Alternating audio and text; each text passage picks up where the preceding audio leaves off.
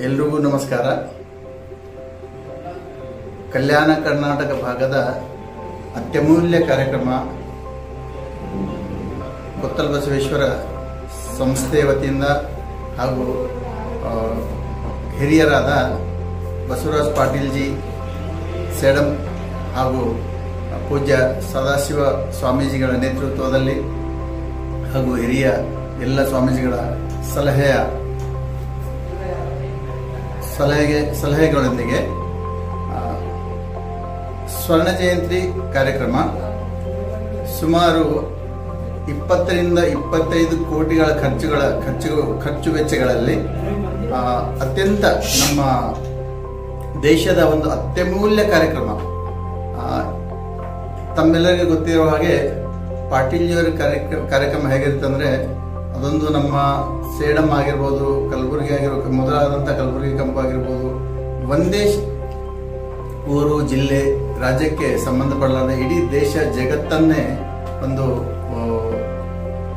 ಮಾಡಲೈಸ್ ಮಾಡುವಂಥ ಒಂದು ವಿಚಾರಧಾರೆಗಳೊಂದಿಗೆ KN ಗೋವಿಂದಾಚಾರ್ಯರ ಸಹಯೋಗದೊಂದಿಗೆ ಈ ಕಾರ್ಯಕ್ರಮವನ್ನು ಅತ್ಯಂತ ಯಶಸ್ವಿಗೊಳಿಸಲಿಕ್ಕೆ ನಮ್ಮೆಲ್ಲ ಹಿತೈಷಿಗಳು, ಸಂಸ್ಥೆಯ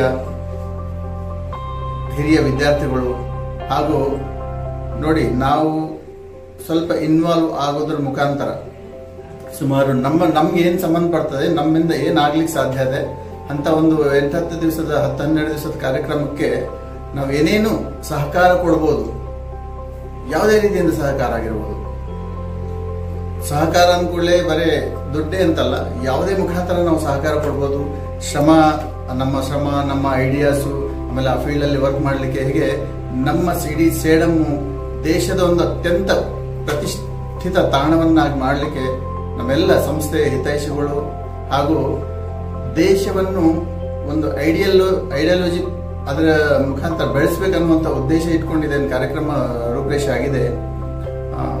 ನಾವು ಹೇಗೆ ಸಹಕಾರ ಕೊಡ್ಲಿಕ್ಕೆ ಸಾಧ್ಯ ಇದೆ ಅದೆಲ್ಲ ರೂಪರೇಷೆ ಮಾಡೋ ಸಲುವಾಗಿ ಇದೇ ತಿಂಗಳು 28ನೇ ತಾರೀಕು ನೃಪತುಂಗ ಮಹಾವಿದ್ಯಾಲಯ ಹುಡುಗಿ ರೋಡ್ ಅಲ್ಲಿ ಒಂದು ಸಭೆ ಕರೆಯಲಾಗಿದೆ. ಬೆಳಿಗ್ಗೆ 10 ಗಂಟೆಯಿಂದ ಸಾಯಂಕಾಲದವರೆಗೆ ಇರುತ್ತೆ.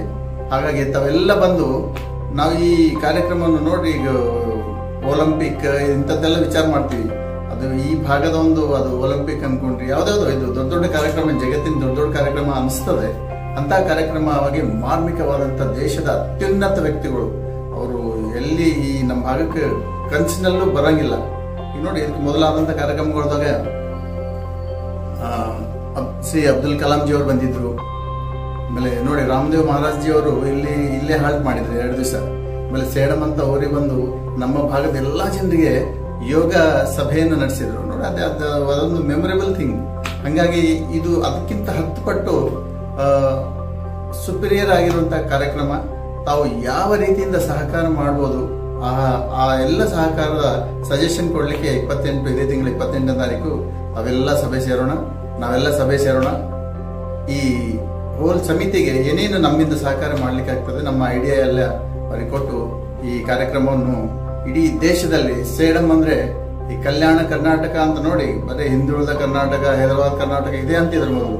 ಇವತ್ತು ಕಲ್ಯಾಣ ಕರ್ನಾಟಕ ಅಂದ್ರೆ ಬಸವಣ್ಣನವರ ತತ್ವದ ಆಧಾರದ ಮೇಲೆ ಕಲ್ಯಾಣ ಕರ್ನಾಟಕ ಅಂತ ಮಾಡಲಿಕ್ಕೆ ಮುಖ್ಯ ಕಾರಣೀಕರ್ತರು ಪಾಟೀಲ್ಜಿಯವರಾಗಿರ್ಬೋದು, ಸದಾಶಿವ ಸ್ವಾಮಿಗಳಾಗಿರ್ಬೋದು, ಈ ಭಾಗದ ಹಲಪೈ ಸ್ವಾಮಿಗಳಾಗಿರ್ಬೋದು, ಶಿವಶಂಕರ ಮಠ ಸ್ವಾಮಿಗಳಾಗಿರ್ಬೋದು, ಹಾಗೆ ಎಲ್ಲ ಹಿರಿಯರು, ಅವರಿಗೆ ಸಹಕಾರ ನೀಡಿದಂಥ ಎಲ್ಲ ಹಿರಿಯರು ಒಂದು ನಮ್ಮ ಭಾಗವನ್ನು ಒಂದು ಮೆಮೊರೇಬಲ್ ಇಡೀ ದೇಶದಲ್ಲೇ ಫೇಮಸ್ ಆಗಿ ಮಾಡುವಂತ ಟುವರ್ಡ್ಸ್ ಫೇಮಸ್ ಮಾಡುವಂತ ಒಂದು ಕಾರ್ಯಕ್ರಮ. ಆಮೇಲೆ ಈ ಭಾಗ ಎಲ್ಲ ಹಾಗಾಗ್ಬೇಕನ್ನೋ ಉದ್ದೇಶಕ್ಕಾಗಿ ಸುಮಾರು ವರ್ಷಗಳಿಂದ ಇದಕ್ಕೆ ತಳಮಟ್ಟದ ಕೆಲಸ ನಡೀತಾ ಇದೆ.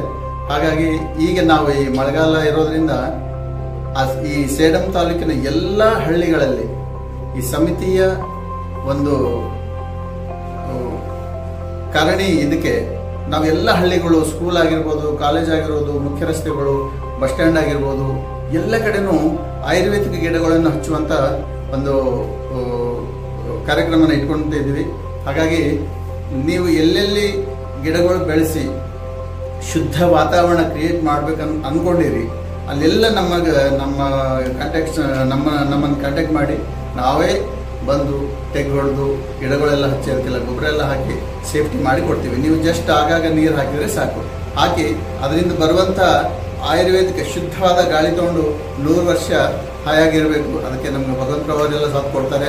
ಆಮೇಲೆ ನಿಮ್ಮ ಭಾಗದಲ್ಲಿ ನಿಮ್ಮ ಹಳ್ಳಿಗಳಲ್ಲಿ ಒಂದು ಟೀಮ್ ಮಾಡೋಣ. ಆ ಟೀಮ್ ಮುಖಾಂತರ ಇಡೀ ಸೇಡಂ ತಾಲೂಕವನ್ನು ನೈಸರ್ಗಿಕ ತಾಣವನ್ನಾಗಿ ಮಾಡೋಣ. ಈ ಕಾರ್ಯಕ್ರಮದ ಒಂದು ರೂಪರೇಷೆ ಜೊತೆಗೆ ಅದನ್ನು ಇಟ್ಕೊಂಡಿವಿ. ಹಾಗಾಗಿ ನಮ್ಮ ಭಾಗವನ್ನು ಒಂದು ಒಳ್ಳೆ ಮಲೆನಾಡಾಗಿ ಕ್ರಿಯೇಟ್ ಮಾಡೋಣ ಅಂತ ಹೇಳ್ತಾ ನನ್ನ 2 ಮಾತು ಮುಗಿಸ್ತೇನೆ.